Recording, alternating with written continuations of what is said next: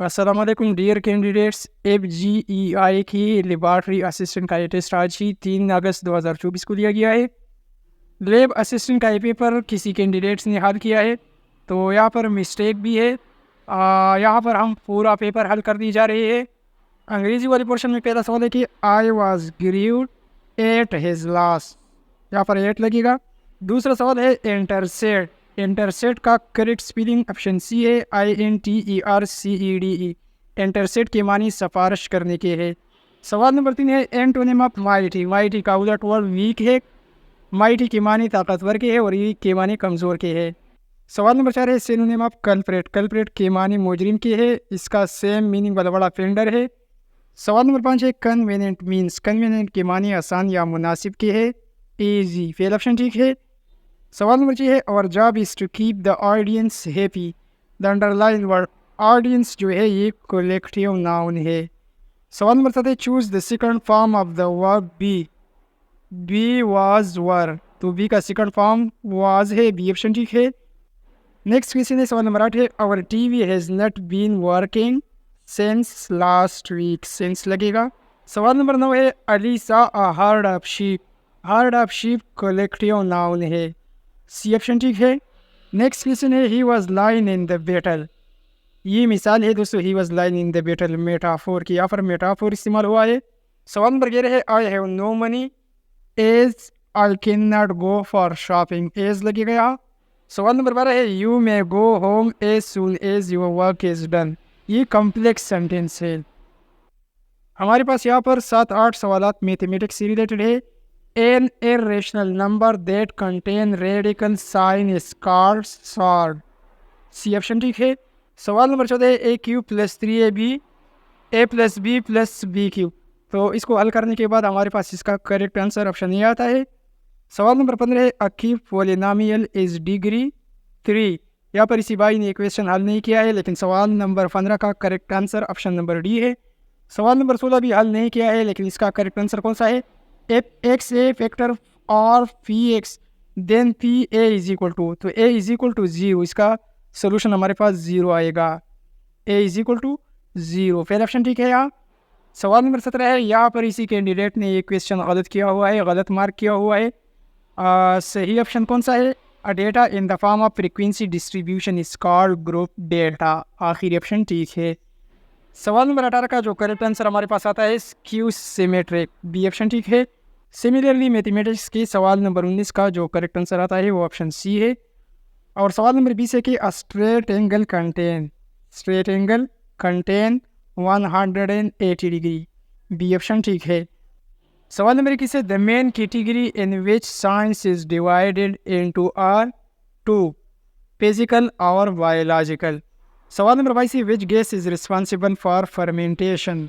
CO2 is responsible for fermentation, carbon dioxide, C option ठीक है। सवाल नंबर 23 है ये क्वेश्चन भी सिवाई ने गलत मार्क किया हुआ है। परसेंटेज ऑफ ऑक्सीजन, हमारे जिस्म में ऑक्सीजन की परसेंटेज 65% है, सी ऑप्शन ठीक है। ऑप्शन डी गलत है। सवाल नंबर 24 है during digestion proteins are broken down into amino acid, B option correct है। सवाल नंबर 25 से डिफिशियंसी ऑफ आयोडीन, आयोडीन की कमी की वजह से गटर वाक़या होती है। सवाल नंबर 26 है atmosphere is divided into layers. दरअसल ये 5 है, चूँकि 5 ऑप्शन नहीं है, तो ऑप्शन ए ठीक है। सवाल नंबर 27 भी ये पेपर जिसको मिला है, जिसने यहाँ पर मार्किंग किया है, ये गलत है। Ozone layer exist about the earth. Ozone layer ज़मीन से कितने फासले पर है, 15 किलोमीटर से लेकर 30 किलोमीटर तक, तो 30 हमारे पास, बी ऑप्शन ठीक है। सवाल नंबर 28 है how many joule are there in 1 calorie. 1 calorie में कितनी जूल होती है, 4.2। सवाल नंबर 29 है which one is not a renewable energy. Wind power, solar power ये रिन्यूएबल एनर्जी की सोर्सेज है, ऑयल और गैस जो है ये नहीं है। सवाल नंबर 30 है हेमोडायलिसिस ये की जाती है किडनी फेलियर के लिए, किडनी प्रॉब्लम के लिए, तो डायलिसिस की जाती है। It is a technique to care problem of kidney, C option ठीक है। सवाल नंबर 31 है type of pollution, land pollution, air pollution, water pollution, all of these correct है। सवाल नंबर 32 है बॉयलिंग ऑफ एन एग। एक अंडा ये जो होता है पहले रॉ फॉर्म में होता है और फिर ये कन्वर्ट हो जाता है एक पकी हुई अंडे में, तो ये केमिकल चेंज कहलाती है। It is a chemical change, पहला ऑप्शन ठीक है। आगे के 7-8 एमसीक्यूज कंप्यूटर साइंस से रिलेटेड है। सवाल नंबर 33 है, विच technology was used in first generation computer. First generation computer में वैक्यूम ट्यूब का इस्तेमाल किया जाता था, सी ऑप्शन ठीक है। सवाल नंबर 34 है, a set of rules that governs data communication is known as protocol, B option ठीक है। सवाल नंबर 35 है, which type of data take place in both of direction at the same time, full duplex mode, पहला option ठीक है। सवाल number 36 है, the 8 queen puzzle is the problem of searching, C option ठीक है। सवाल नंबर 37 है, which symbol represent decision in a flow chart, diamond, B option ठीक है। सवाल नंबर 38 है, the rules of programming language according to which statement program are to be written और referred as syntax, आखिरी ऑप्शन ठीक है। Next question है सवाल नंबर 42 है, which format specifier is use to show single character percentage C, B option लगेगा।